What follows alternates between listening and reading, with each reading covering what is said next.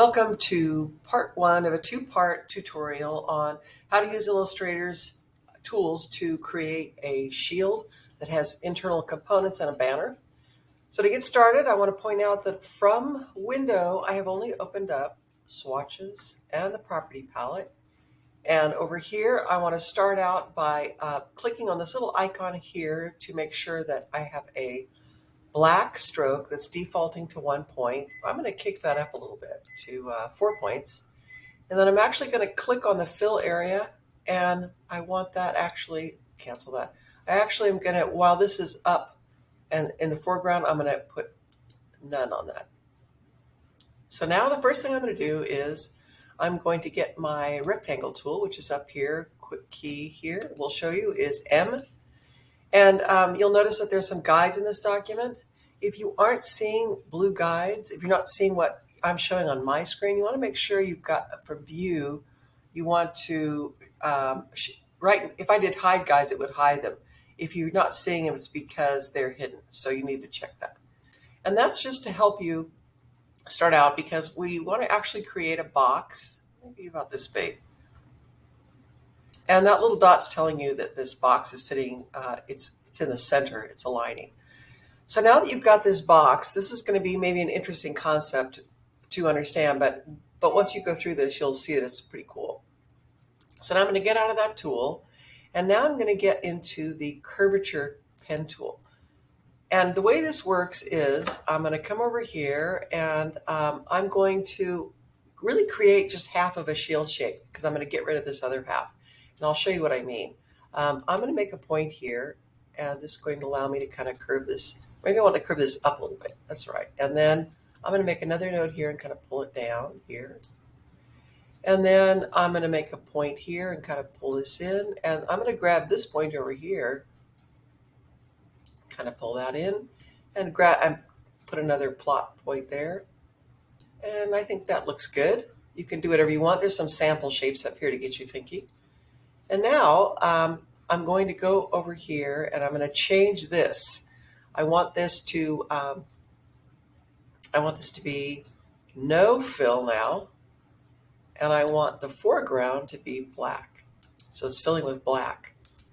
Because now what I'm going to do is I'm going to get my rectangle tool, and I'm just going to create a box on top of this shape I just made. And then when I hold down my mouse and sweep over and select both those objects from the Pathfinder over here, I'm going to say minus the one that's in front or on top. Oops, does look like I selected both. Okay, I'm going to select this shape and this box shape holding down Shift. They're both selected minus the top.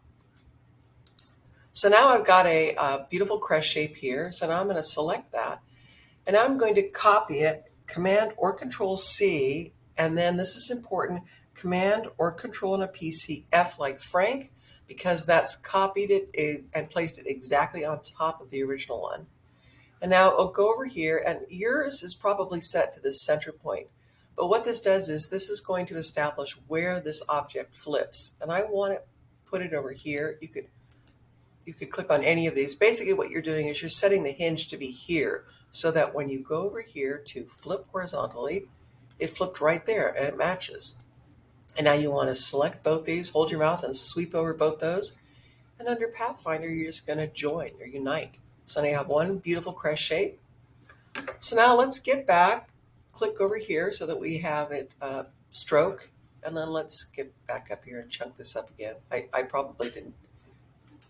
Okay, let's just go 4. Okay, so now that you have that shape, we can go over here to the line segment tool, and we can hold down Shift to constrain its direction. And holding down Shift will make it either go completely horizontal or completely vertical.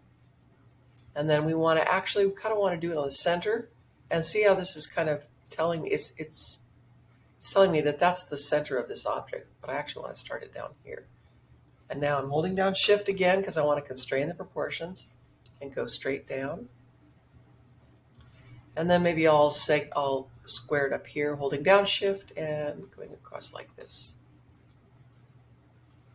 Now if I wanted to, I could also do something like this. And if I wanted to make sure that this on the other side was an exact match, all I do is I'm in the selection tool. I got out of the line tool, so this is still selected. I do Command or Control C, Command or Control F, like Frank. So it's right on top. And now I want to make sure that it hinges from this top point, and I'll flip it. And there you go. So now what do? Well, you're gonna hold down your mouse and sweep over all these elements and get to your Shape Builder tool here. And now you're gonna hold down Option, or I believe it's Alt on a PC. And then you're gonna just hover over these strokes that you don't want and see how it just kind of trims them. It detects where it's intersecting. Sorry, go up again. Holding down Option, trim it. And over here, I can trim this. And then now that I'm still in the Shape Builder tool, I can change my color to just a white fill for the time being. And I'm just going to click these areas so that they now currently have a white fill in them. And the last thing I'm going to do is I'm going to create a very basic banner. I'm going to hit M on my keyboard to get to the rectangle tool. And I'm just going to make over here, I just want a solid black banner. I'm going to get my type tool and I'm going to change the fill color of the type to be white. I'm sorry. Let's go back there. I want this now, instead of black, I want it to be white. Oops, I'm still selecting the banner. I apologize. You need to deselect that banner, and now I just have it. I happen to have it with an old sort of heraldic typeface. I'm going to change that to white, and I'm just going to call this my banner. Then what I'm going to do is I'm going to bring it over here so it's on top. And what I'm also going to do is I'm going to go up to type, and I want to convert that. I want to create outlines. So it's no longer a font, it's a shape. And now that it's a shape, I can sort of pull it, and I don't want to really twist. I don't want to change the proportions too much, so I will hold down my Shift key so it's slightly larger. And now I can select both those objects and go over here to Align, and now I can tell Illustrator, and it's important to know that the computer can do things perfectly that you have to sort of slowly kind of do. So I think it's good to always let the computer do the things it does best. So it's going to align it this way, and we can align it in the center of this vertically and horizontally by clicking here. So now that we know that's completely centered, I'm going to group that. And then I'm going to just kind of pop it up here just to sort of experiment positioning, but I'm not done, because what I want to do is I want to get an effect of warping. I'm going to swing over here and just choose arch. You can choose any style you want. You could do a rising ribbon like that, or just it's truly up to you, a flag. I think in this instance, I'm just going to go with a simple arch. So I'm going to go OK. But notice that it hasn't really truly mapped it out. It's giving you a preview. You need to always go up to Object and expand the appearance. And now you have your banner element. And if you'd like to, you could scale it down a little bit, holding down Shift. I think I'll put my banner, geez, I don't know where I'll put it. Maybe I'll just put it down here.